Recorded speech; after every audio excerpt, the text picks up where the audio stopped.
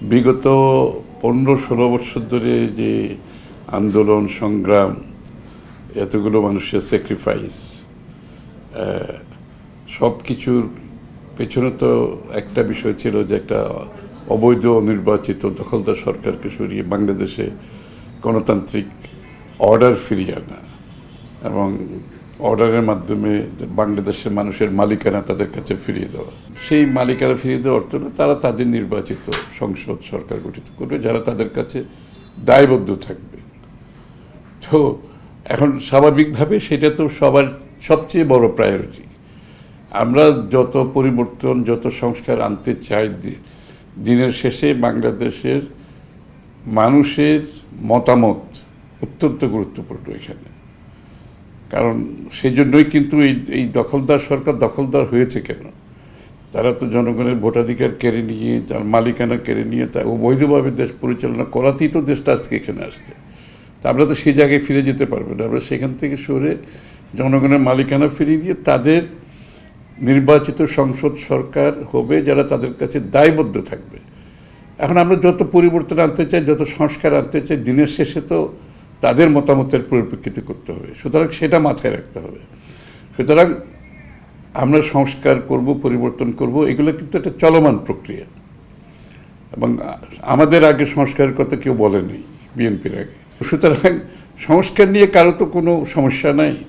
পরিবর্তন তো আজকে একটা পরিবর্তিত বাংলাদেশে, নতুন বাংলাদেশে তো পরিবর্তন সকলের মধ্যে অগ্রাধিকার এখানে। তো সেটা তো হতেই হবে। কিন্তু দিনের শেষে সব কিছু তো বাংলাদেশে গণতান্ত্রিক অর্ডার ফিরিয়ে আনার হচ্ছে সবচেয়ে গুরুত্বপূর্ণ। এবং আপনি গণতান্ত্রিক অর্ডার আনতে গেলে সেটা নির্বাচন হচ্ছে গণতন্ত্রের বাহক, আপনি জনগণের কাছে যেতে হবে। তো সেই জায়গাটা সবচেয়ে বেশি আপনাকে গুরুত্ব দিতে হবে এবং সেটা যত তাড়াতাড়ি সম্ভব নির্বাচনী সংস্কারগুলো করে নির্বাচনের দিকে আপনাকে যেতে হবে। সাথে সাথে অন্য যে সংস্কারগুলো আছে সেই সংস্কারগুলোর ব্যাপারে যেখানে জাতীয় ঐক্যমত থাকবে সেগুলো আমরা করে ফেলতে পারি অতি দ্রুত। যেখানে যদি জাতীয় ঐক্যমত থাকে আমাদের সেই সংস্কারগুলো তো ইমিডিয়েটলি করতেই পারি। সেটার জন্য কোনো খুব বেশি সময়ের প্রয়োজন আছে বলে আমরা মনে করি না।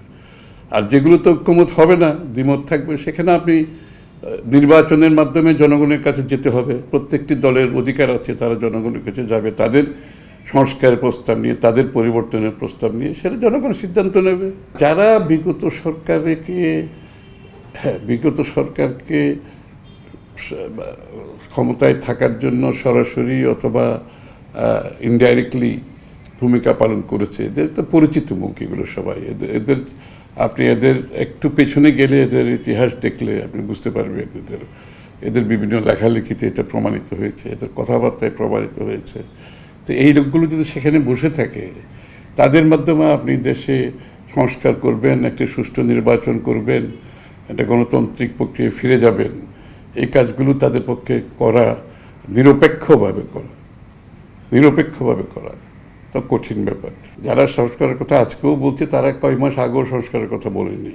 অনেক দলের কাছ থেকে আমরা কোনো সংস্কারের প্রস্তাব দেখি নাই। এটা বাংলাদেশ জাতীয়তাবাদী দল এবং আমাদের সাথে যারা যুগপৎ আন্দোলনে ছিল, আমরা সবাই মিলে 31 পয়েন্ট সংস্কারের কথা বলেছি 1 বছর আগের কথা। তার আগে বিএনপি 6 বছর আগে ভিশন 2030-র মাধ্যমে আমাদের সংস্কারের মৌলিক কতগুলোর কথা বলেছি। সুতরাং আমাদের চেয়ে সংস্কারের উদ্যোগী তো কোনো দল বেশি হবে এটা ভাবার কোনো কারণ নেই। এবং আমি আবারও বলছি যে সমস্ত সংস্কার জাতীয় ঐক্যমতের ভিত্তিতে হওয়ার প্রয়োজনীয়তা আছে। মৌলিক সংস্কারগুলো আমরা এখনই করতে পারি, সেগুলোর জন্য কোনো সময়ের প্রয়োজন নেই।